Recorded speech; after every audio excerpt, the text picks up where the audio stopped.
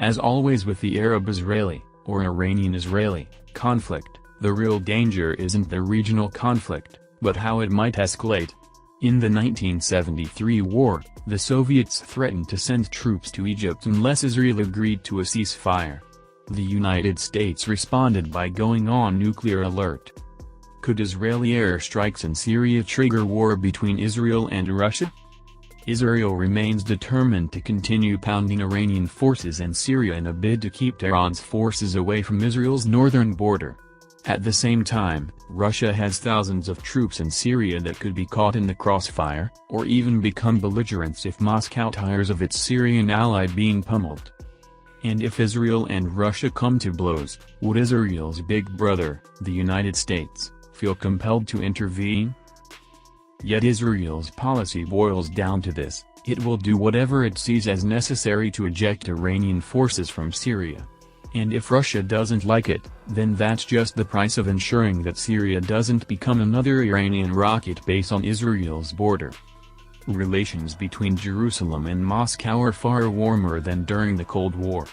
The result is a strange embrace reminiscent of the US-Soviet détente of the 1970s. On the surface, a certain friendliness and desire for cooperation. Yet beneath the smiles is wariness, suspicion and a clash of fundamental interests. No one in Israel is confused about who the Russians are and who they are aligned with, said the IDF official, who spoke on condition of anonymity. The Russians are not our allies, to put it mildly. We have one ally, and that is the United States. The Russians are here for totally different objectives. They are supporting a regime, Syria, that has an outspoken goal of annihilating Israel if it only could. They are also part of a coalition that supports Iran. Just how easily Israeli military operations can trigger an incident became evident during a September 2018 strike on ammunition depots in western Syria.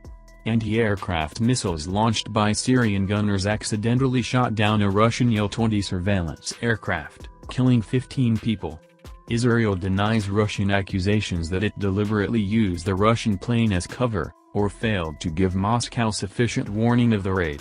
Yet Russia still blamed Israel for the mishap and retaliated by supplying advanced S-300 anti-aircraft missiles to Syria. Nonetheless, Israel sees value in Russia as a potential restraint on Iran, and a possible lever to get Iranian forces out of Syria. After a February meeting between Prime Minister Benjamin Netanyahu and President Vladimir Putin to mend fences after the Il-20 incident, Israeli officials claimed Putin had agreed that foreign forces should withdraw from Syria. For Moscow, friendly relations with Israel offer more influence in the Middle East even as America may be scaling down its presence in the region. Still, the Kremlin has denounced Israeli strikes in Syria as illegitimate. Syria has been a Russian ally for more than 50 years, and it was Russian airstrikes, along with Iranian and Hezbollah troops, that saved Syrian President Bashar al-Assad's faltering regime from ISIS and other rebel groups. At least 63,000 Russian troops have served in Syria since 2015.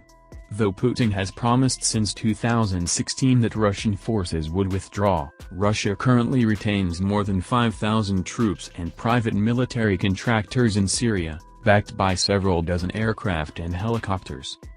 And Russia is in Syria to stay.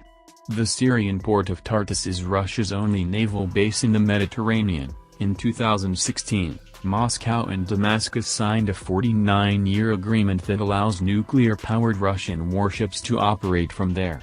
In addition, Russian aircraft and surface-to-air missiles, including the long-range S-400 air defense system, operate from at least 2 air bases in western Syria. Israel can live with the Russians next door, but not the Iranians. Israeli officials warn of Tehran's plan to station 100,000 Iranian and allied troops in Syria. Hezbollah, with its estimated arsenal of 130,000-plus rockets, already menaces Israel's Lebanon frontier. Syria joining Lebanon as a second Iranian rocket base is the stuff of Israeli nightmares. We can, and we intend to, make it as difficult as possible and inflict a price tag that the Iranians aren't willing to pay, the IDF official said.